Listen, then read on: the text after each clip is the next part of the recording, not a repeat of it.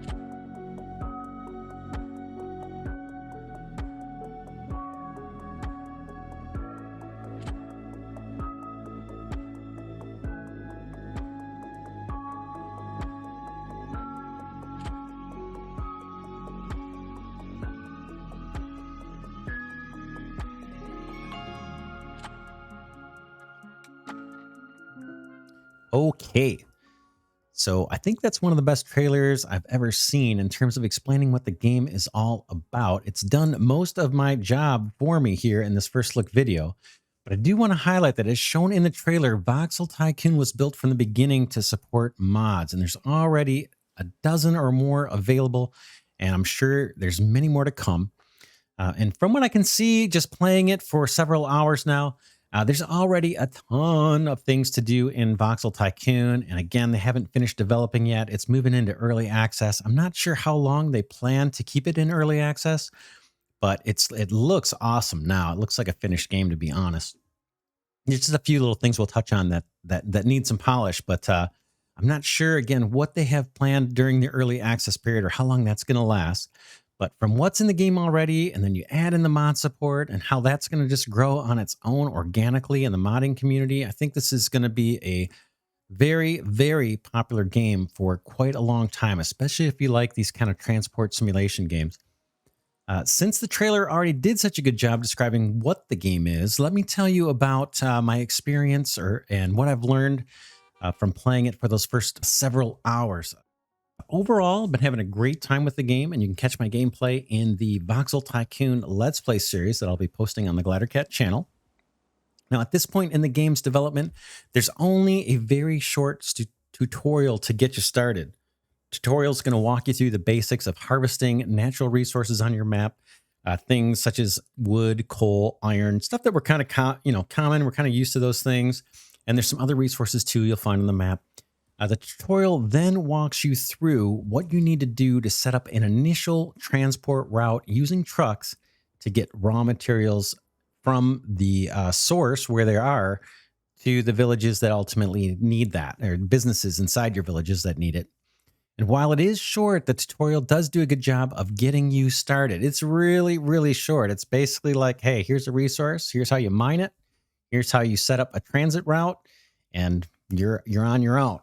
Go have fun.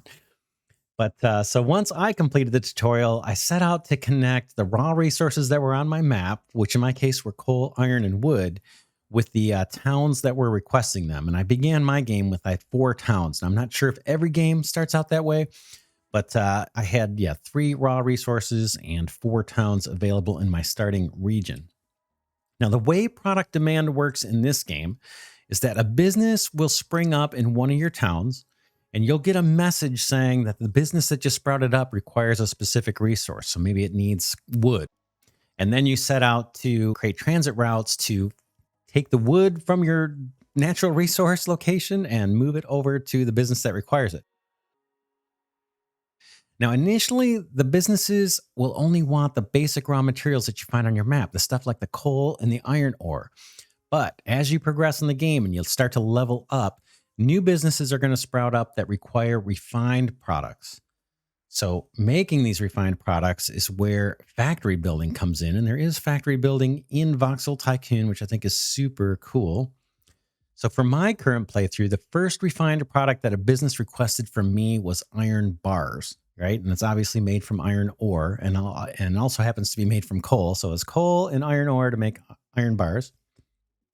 Now, it's a good time to mention that the game has a tech tree, and you're going to need to do research before you can start manufacturing refined products. But once you've got the research done, you'll be able to place factory buildings, conveyor belts, conveyor belts, and warehouses, all of which help you in producing the refined products being requested.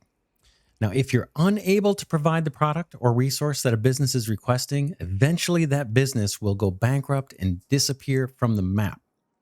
Now, as time passes, another business of that very same type will likely appear again, perhaps in a different town, but you'll again get the chance to meet its needs and produce that product. So, for example, the product that a business is requesting, it could be the case where you simply can't produce it because you haven't completed the required research yet. It's not a big deal, though. Again, that business is just going to go bankrupt and you can try again later in the game.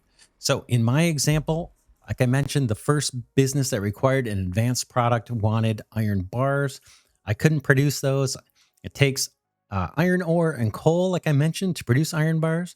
I had both of those resources. I was already mining those and shipping those to towns, but I didn't have the research completed to actually make iron bars. So I had to complete the research, and there's a laboratory that you build to do that.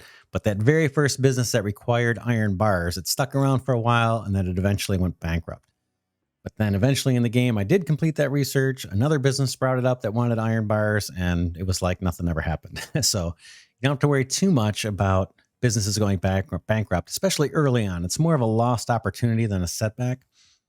So if you are able to meet the product needs, so you complete the research and you set up the factory and you get the product shipped to that business in time, and you're able to meet that need for a sustained period of time, not only will additional businesses start to sprout up in your towns that want other products, but your existing businesses will scale up and increase their demand for the products that you're already shipping. Now, that means potentially more profit for you, but it also means you'll need to learn how to effectively scale up both your production of these resources and products, along with the logistics to get them shipped across the map without running into traffic jams or any number of other possible difficulties along the way. So there's plenty of challenge as your towns start to grow, and you have to provide more different products, more types of products, and more quantity of products. So there's a lot of challenge there, scaling up your whole operation. Now, there's a whole lot to this game, and I can't hope to cover everything in a first look video, but let me touch on a couple more items and then we'll wrap up. We haven't talked about people yet. Now, many games in this genre, or like many games in this genre, you're going to want to move people around as well as products. You start by using simple buses and routes, but eventually you'll be setting up commuter trains and to move large groups of people across the map. And in your town view, you'll see how well you're doing meeting the needs of the commuters and passengers that need transport. Now, speaking of trains, you're also going to be moving plenty of products in addition to people, vast distances across your map. So there's trains in the game, pretty obvious. You've seen them in the trailer, a few different types. Looks pretty cool. And it brings me to the kind of the last thing I want to touch on in this first look video of Voxel Tycoon, and that's the map. Now, you start in a single region with a few natural resources available to you and a few towns to ship product to. Now, I mentioned I had, I think, three natural resources: wood, coal, and iron.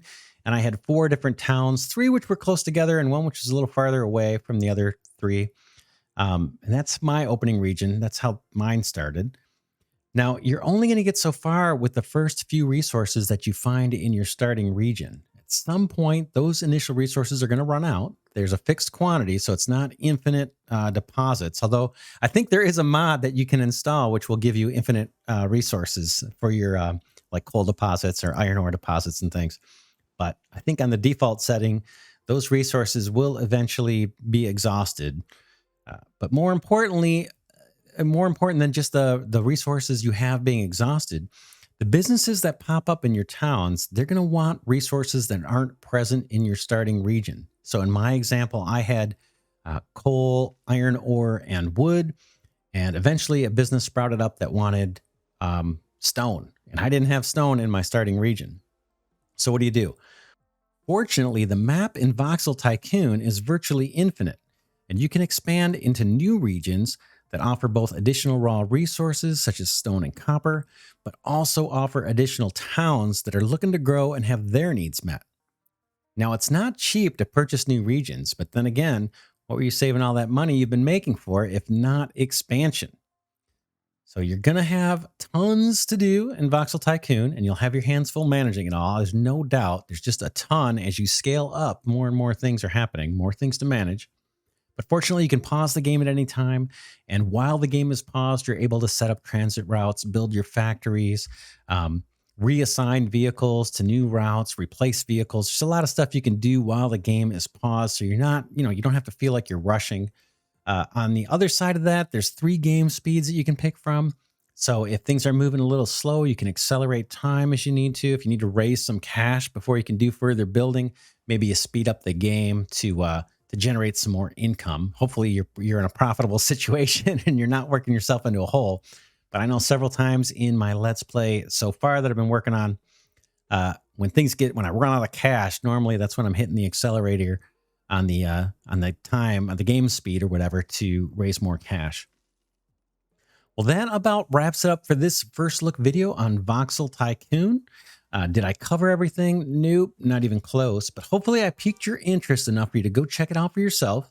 Again, the game is just now entering early access in Steam. You may have already heard about it. It's been kind of in Steam, I believe, for quite a while for wishlisting, but it's just now becoming available where you can actually play it through Steam. It's been on itch.io for a while.